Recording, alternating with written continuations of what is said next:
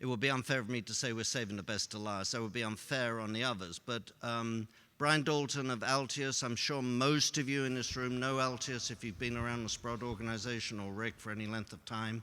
I've known Brian, I remember when Brian came, when he was first out of college, when you first started the company, right? And you came, can I say, in an ill-fitting suit? I'm sure it was. Looking it was for probably money? My grandfather's, actually. Looking for money, but there was something about this man that just said, this is a man to follow, and I'm glad I did, because Brian has made me look really smart over the years, and I really appreciate that, Brian. So anyway. Wow, Brian. Thank you. Back then, I was trying to get hair to grow on my face, and I wasn't worried about it disappearing from the top of my head, but that's what 27 years does. Anyway, thank you all for joining us here today, and thank you, Adrian, for that intro. So Altius is a royalty company focused on typically or traditionally on the non-precious metal space, so more diversified and bulk commodities. I guess now, if I really were to describe it, it's a more broad, diversified, natural resource-focused royalty business. There's a few things I think that differentiate Altius from a lot of the other royalty companies that you might know, other than the fact that it's not dominated by a precious metals focus. One of the key differentiators that we've really sought to bring into the business over quite a long time is a focus on assets that have really, really long resource lives. So we're not that interested in mines or potential mines that have projected, sort of 10, 15, or even 20-year mine lives. Those things don't really interest us that much. We want things, we want to see tens or even hundreds, in some cases thousands of years of resource lives.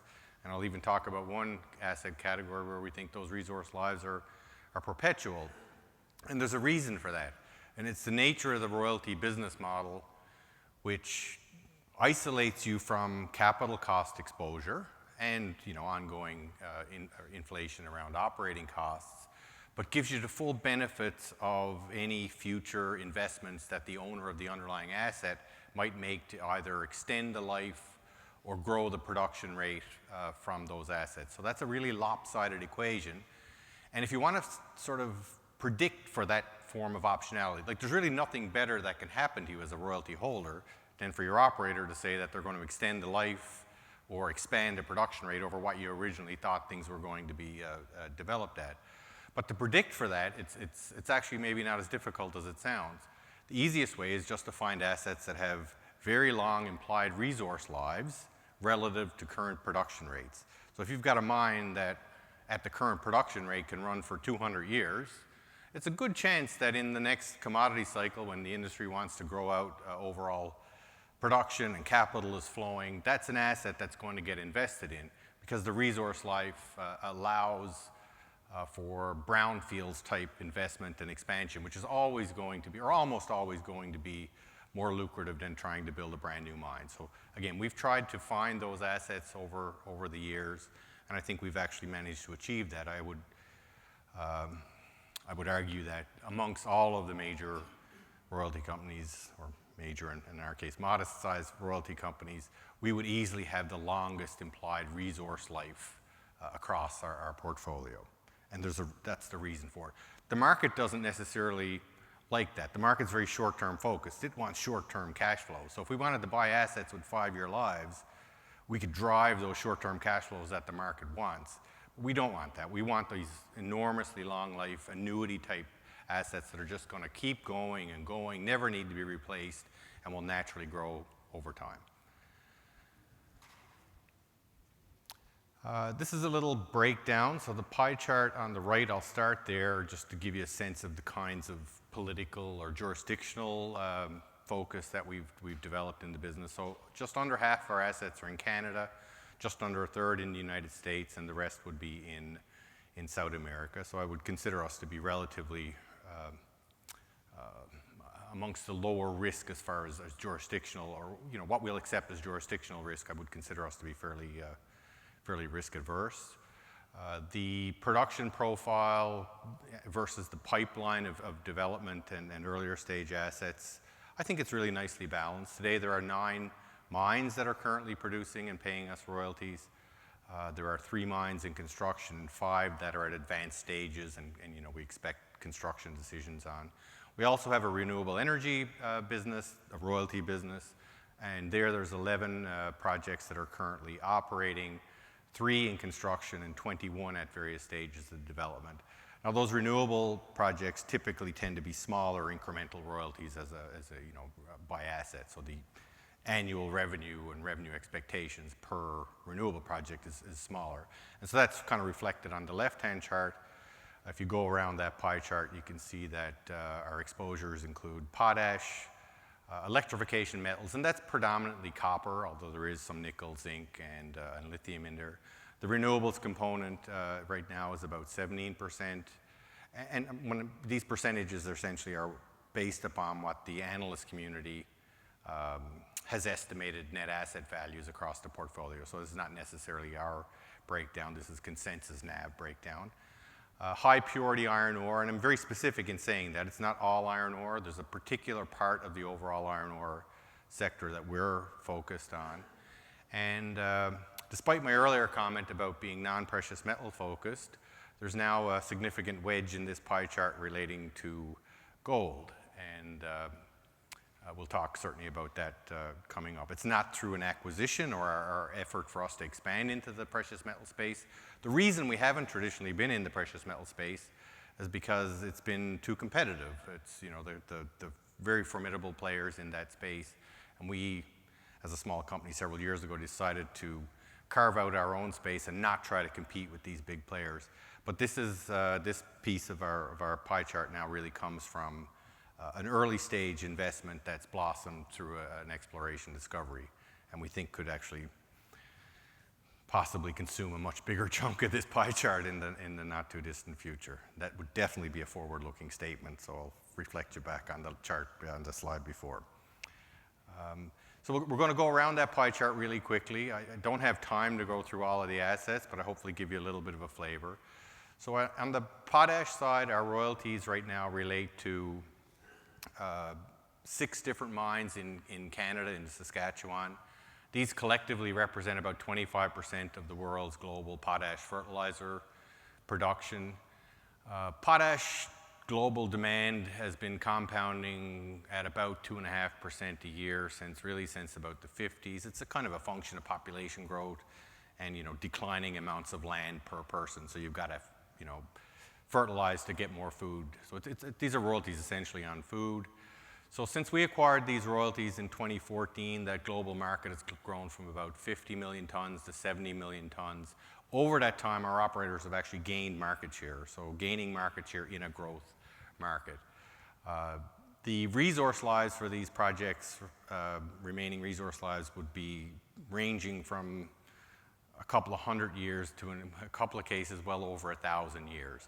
So these are very easy mines that, as the global market grows, which it's been doing very nicely, so that's over the first 10 years, it grew by 20 million tons. It'll grow by 30 million tons over the next 10 years. And so you get that compounding on larger numbers. We think these assets are really well positioned to continue to hold at least market share, if not gain market share. And when I say there's good possibilities for gaining market share, it's important to note that the main competing region with the Saskatchewan potash basin in the world for potash is in Russia and Belarus. So the asset quality A in Canada is much better. These are much more competent rocks, bigger deposits, more expandable.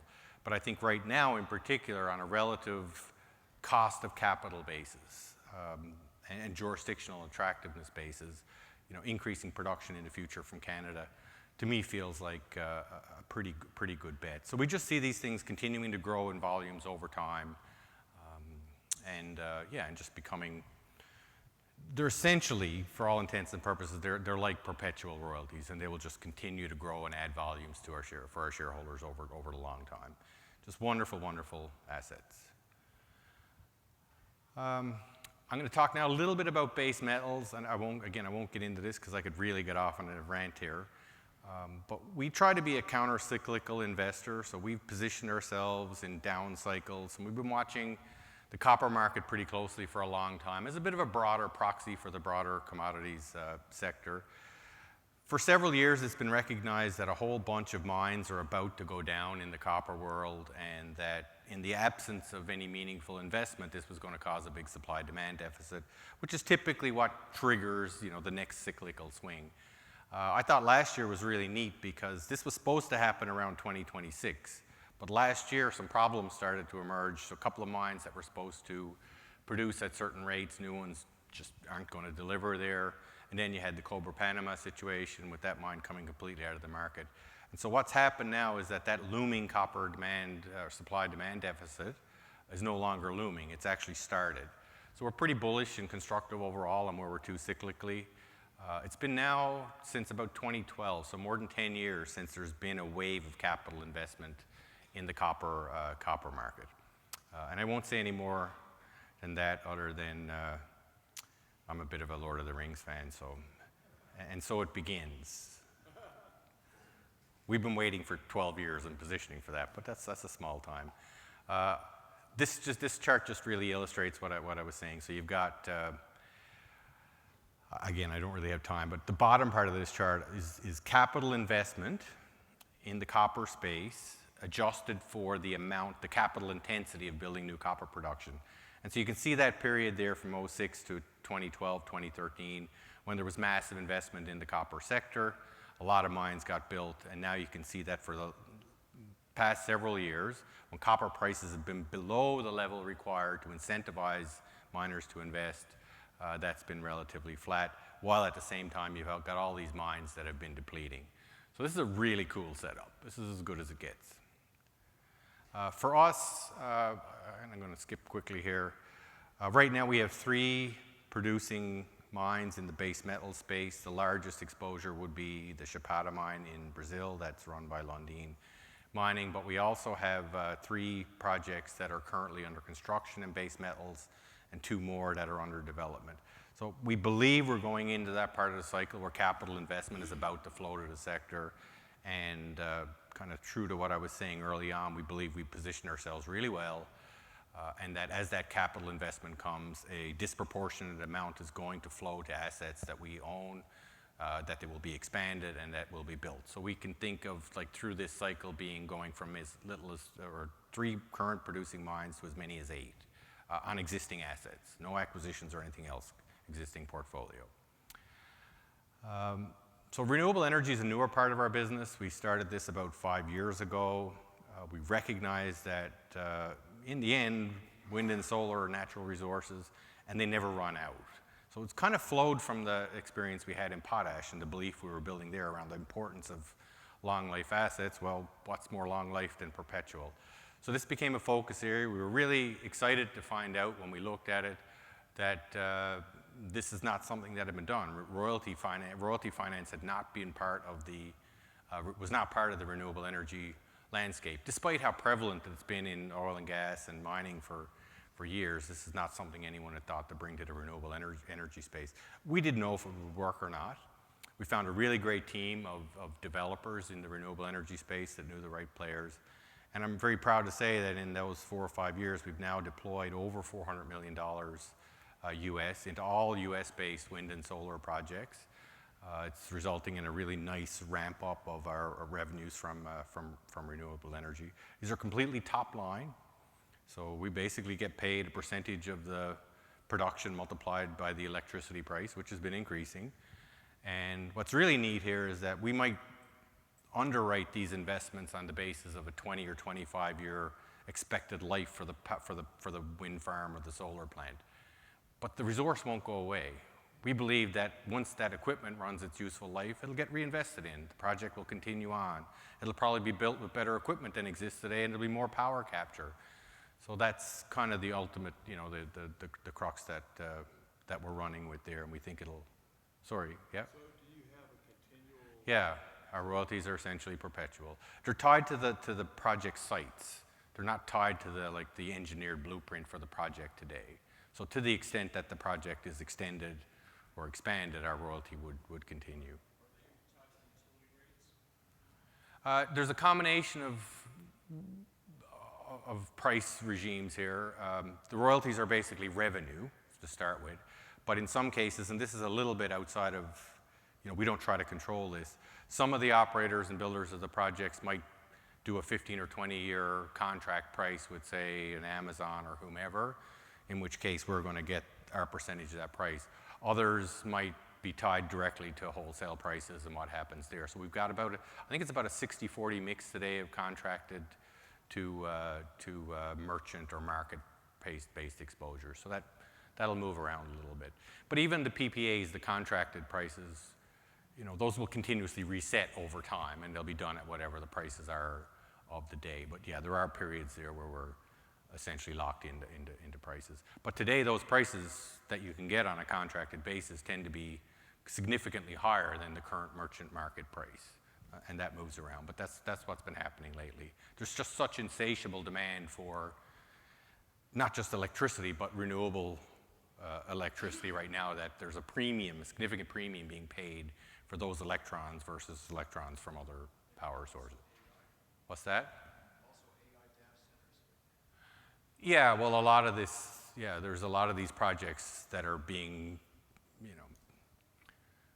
I guess the developers of these data centers are trying to tie up those long-term power contracts in advance. So that's certainly a big feature of the market right now. What's the percentage wind and solar? We're more wind than solar right now, which is probably a bit unique. I don't know the exact percentage, but I'm going to say it's probably as much as like 75 wind over solar. A couple of years ago, there was a real push towards more solar than wind. And to some degree, that's still happening, but wind is definitely making a comeback now. But when we started a lot of our investments, most of the projects were wind. A lot of our exposure, we're right across the U.S. We're in all of the different major power regions right now, but certainly dominated by ERCOT, Texas. Yeah, a lot of wind exposure there. This is what the portfolio mix looks like. So there's about 2.4 gigs or 2,300 megawatts of operating stage today. There's 900 or 0.9 gigs under construction, and a really big development stage portfolio, all at different stages. And what I think is most, I don't know if it's surprising is the right word, but something that we're really proud of is that the counterparties, the people that we've been backing with financing to build these projects, are not small fly-by-night players that couldn't get money anywhere else. Our counterparties are the NextEras and the Enbridges of the world. So the whole idea that royalty financing, the question of would royalty financing be adopted by the energy space, by the renewable energy space, I think has been well answered. Like the key players here are choosing it over traditional debt and equity type financings today. Like it's here. Royalties are part of the renewable energy space now. I have to pick up the pace. Last, on the mining side, I'll talk about this particular iron ore focus that we've got. Something really big is happening in the steelmaking space today. Traditionally, most steel has been built through the blast furnace steelmaking route, which means you put in iron ore, you add coal, out comes steel. But there's a big shift underway today, and a lot of the current blast furnace fleet is being retired or converted to what are known as electric arc furnaces. And what's different about those is that they don't require any coal inputs. It's iron ore combined with electricity. There can be different hydrogen type inputs and whatnot, but essentially it takes coal out of the equation. The catch though is that you can't just use any iron ore in an electric arc furnace. It can't be the lower grade materials that you can use in a blast furnace. It has to be really high purity to begin with to work. So we've been focused on meeting that increased demand, market share gain, if you will, for high purity iron ores over traditional, say, the typical iron ores that you'd find in Australia. We really think that the majority of the world's iron ore that's produced today, like it's on its way to extinction, which means that most of BHP's and Rio Tinto's production today has no place in the world in not that far of a time frame. And this isn't a speculation that this conversion from blast furnace to electric arc furnaces might happen. This is actually happening in front of your eyes. There's massive investment happening to convert blast furnaces to EAFs today. And nobody has a clue where the higher purity iron ore inputs are going to come from. So anyway, we've been focused on investing there for a little bit. We've got two exposures in our home province in Newfoundland and Labrador. One is the Rio Tinto operated IOC mine, which produces material that can go in these furnaces. And potentially really impactful for us is a project called CAMI, which our exploration teams originated more than 20 years ago now. It's with a company called Champion Iron Ore.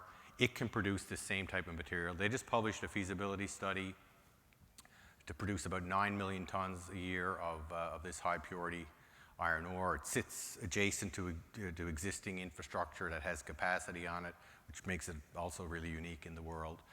If this mine gets built, it will immediately become our single biggest royalty. So they're sounding quite bullish. They're talking to steel-making companies about partnerships now. I think that's a catalyst our investors should be watching for, is some kind of an announcement out of Champion around a potential partnership to have that project funded and built. It would be a really big day in the history of Altius if that happens. So that's one certainly to watch. And certainly, last but not least, I have to talk about silicon. So this is a kind of out of the blue thing. Anglo Gold, Ashanti, optioned a property from a company that one of our predecessors had backed. They'd identified some promising early stage exploration potential in Nevada. Anglo Gold optioned it under a very modest deal. As part of the backing that our predecessor provided to the exploration group, to the prospectors, we retained a royalty, a 1.5% NSR. Well, Anglo has gone on to make what I think is probably going to become the most important gold discovery the world has seen in a generation. Already in 2 years, they've announced resources of more than 17 million ounces, and that takes in only a fraction of the known mineralization that they've identified to date. So that really is only the areas that they have enough drilling completed that they're legally allowed to talk about what the resource amount is. So I'll zoom in on that real quick. So the dark red blobs are the areas that published resources have been announced for. So in this Silicon Merlin area, so this is in the Beatty, Nevada area, you've got just over 13 million ounces in almost no time. Like, this has happened so quickly, it's really remarkable. The orangish kind of coloring I'm seeing, that's areas that they've already identified mineralization, but they haven't published resources for that yet. And just to give you a flavor for what that other mineralization might look like, there's that 236 meters, if you can visualize. I mean, that's a 50-plus story building at 1.3 grams per ton. That's higher than the reserve grade that they've published. So we think there's a really good probability that 9 million ounces with infill drilling and further studies will continue to grow in the immediate time. And Anglo has said as much, comment at a recent presentation, we still see significant upside to the west. And this is from Anglo, one of the biggest gold companies in the world. The deposit is a game changer for us quite clearly, so that's pretty cool. And at Silicon, which is the original discovery there, in their last quarterly update, they reported that they were drilling a water well, just trying to find enough water resources for the eventual mine development.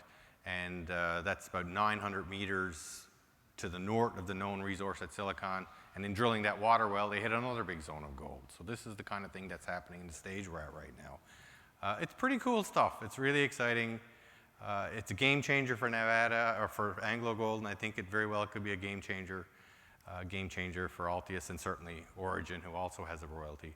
This doesn't even take into account the high-grade mineralization. This is only the oxide open pitable resources is all they've published around.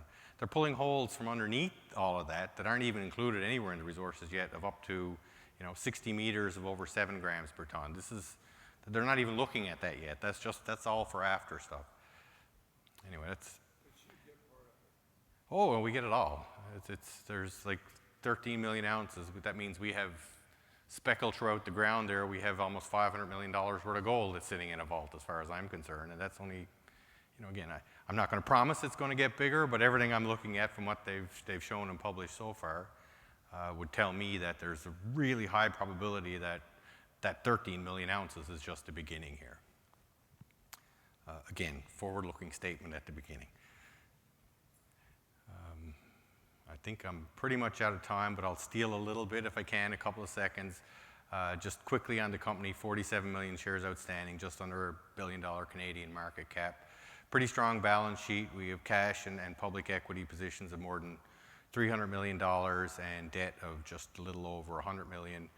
On the right part of this, you can see that we've had a steadily increasing dividend for multiple years now, and we augment that regularly with lots of share buybacks. So that's been a lot of where our capital deployment focus has been. I won't touch on that one. And last to the left here, it's been a very long-term focus, as Adrian mentioned, since I was showing up in his offices wearing my grandfather's old blazer.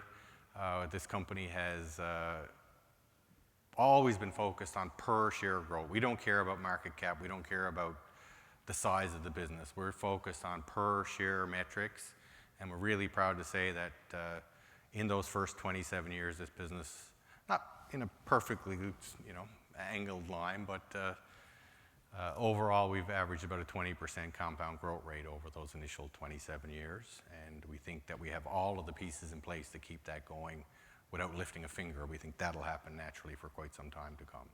So thank you very much.